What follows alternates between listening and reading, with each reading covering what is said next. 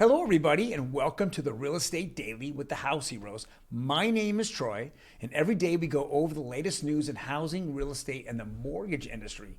Today is Wednesday, May 11th. Big day out there, as we discussed for the last several days and actually into last week about the CPI numbers coming out this morning and making a big splash or a cannonball into the pool of the economy. So let's go take a look at CNBC and what they have to say as the numbers came out earlier this morning. Inflation barreled ahead at 8.3% in April from a year ago, remaining near 40-year highs. So let's take an analyst view of these numbers. Last month, which would be March's numbers, was 8.6. So it actually went down a little bit. But the way they calculate these numbers is they take April of 2021 versus April of 2022. So last year there was inflation at a 0.6 rate. So they'll take the real inflation and they'll add it on top. So really this inflation was 0.89 minus 0.6 is 0.83. That's how they get it. Now, what does this really mean? It really means that we're kind of still sticking around the high point of inflation, but because last year wasn't that good and inflation was a little higher, it's allowed us to compare it and bring it down a little bit. So when I say these things and with a grain of salt, we're getting a little better, we are getting a little better, and then you have the asterisk next to it. Next article here is also from CNBC. It says, and this is an analyst from actually United Wholesale Mortgage, which we're going to go over probably tomorrow, their earnings. But he is one of the top guys out there in the broker channel. And he says the housing market will cool off close to the third quarter, says United Mortgage CEO Matt Ishbia. Now, where do I look at this? I'm looking at how CPI was through the next 6 months and how is that going to affect the mortgage market? Well, we know that the Fed has already put up 50, they're already talking about a 50 basis point raise in June and maybe another one in July.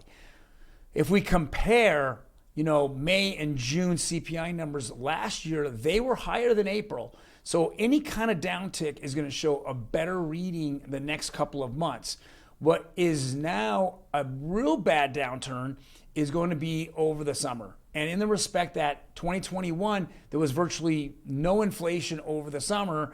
And this year we're going to have inflation. So those numbers are going to look ugly going in from the end of the second quarter, going into the third quarter. No question about it. He sees the same thing I see. I'm going to put a chart up somewhere in the future here. We're going to go over each month of core inflation from 2021 to 2022. And you could see that as well. And those are how some of my predictions are of what's going to happen in the near future. Next article here is again from CNBC, and this was from this morning. It says total mortgage apps up 2% as rates rise. Adjustable rate mortgage demand surges. Said that to you 45 days ago. This is going to be the new mortgage. Now, there's a few caveats that they haven't worked out yet, meaning that you're typically going to have anywhere from 10 to 20% or more down to get the adjustable rate. But to get the adjustable rate, you'll be somewhere in the fours, early fours, late threes right now. So it's going to keep this market steady and hot as they continue to adjust those adjustable rates. So I've said this many times before. Watch for the mortgage industry to adjust to keep this thing going and keep it hot. Next article here from the Wall Street Journal says California legislative leader wants to spend $10 billion to help families buy homes. Now, this is, again, I always think that, a year and a half ago when the new regime came in, I saw California and it was a Democrat saying, oh yeah, I got, we're going to give out $25,000 to, underprivileged people or people who are not, doesn't have the down payment. We're going to give money towards down payment. And it just, literally, it was political posturing as usual. There's nothing that really happened from it. There was no money given. And the same thing with the federal government. They said the same thing. I know Biden came out and actually said it on, over one of his speeches. That didn't materialize either. I just think this is political posturing for, what's happening here in the next November, which is the midterms. Again, it says atop California lawmakers proposing to spend $10 billion. Well, where'd you get the $10 billion, California? You were broke literally 2 years ago, completely broke. The entire system, unemployment system, was so outdated and being so rampantly hammered with fraud and people lying and getting free checks.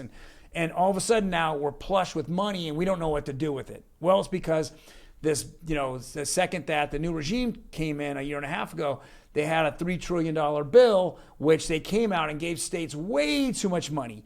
And when you give out and you have these bills that are just should never have happened, you talk about inflation, we've gotten it. Is the state going to use that to lower our gasoline tax? Heck no. We're the highest tax in the United States. The state of California is one of the highest. Are we lowering other taxes on food, on energy? No, we're not doing any of that. We're going to go politically posture out there to get more votes and to tell people we're doing good.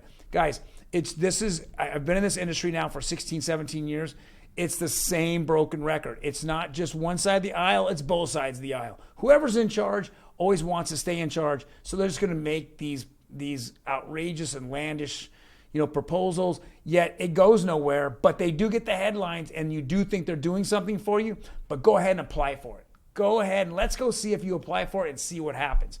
This is not a DPA, down payment assistance. This is giving money to buy homes for families. Okay, this is specific. So to low and middle income households.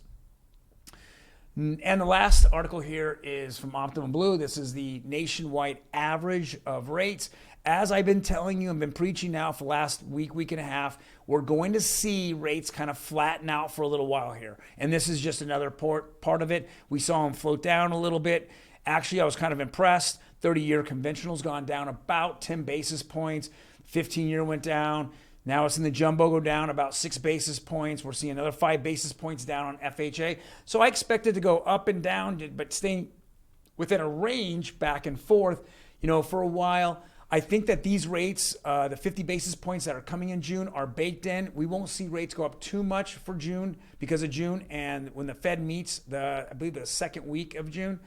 So we're going to kind of stay in that pattern, but it's what they say after the meeting, the news conference, is going to make a big difference on mortgage rates going forward into the summer. Well, guys, if you like what I talked about, please hit that like button. Otherwise, the notification button will notify you when we drop these 5 to 10 minute videos Monday through Friday. And then definitely hit the subscribe button.